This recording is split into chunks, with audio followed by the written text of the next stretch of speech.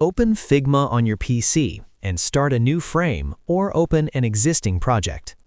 First, select the Circle tool from the toolbar and draw a circle on your canvas.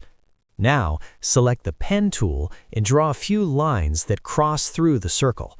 Make sure the lines intersect the shape properly. Now, select both the line and the circle at the same time. Go to the top toolbar and click the three dots to see more actions. Click on Edit Object. You'll now see a new toolbar appear at the top.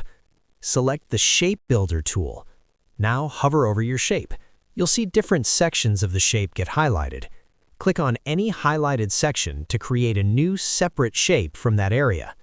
If you want to remove a section, hold the Alt key on Windows or Option key on Mac and click on that section. It will be cut out instantly. Once you deselect everything, you'll see all the different cut shapes sitting separately on your canvas. Now here's how to merge two shapes together. Draw any two shapes, for example a circle and a square. Select both of them. Go to Edit Object and select the Shape Builder tool again. Hover between the two shapes. Click and drag across both shapes to merge them into one solid object. That's it. Cutting and merging shapes in Figma is that simple.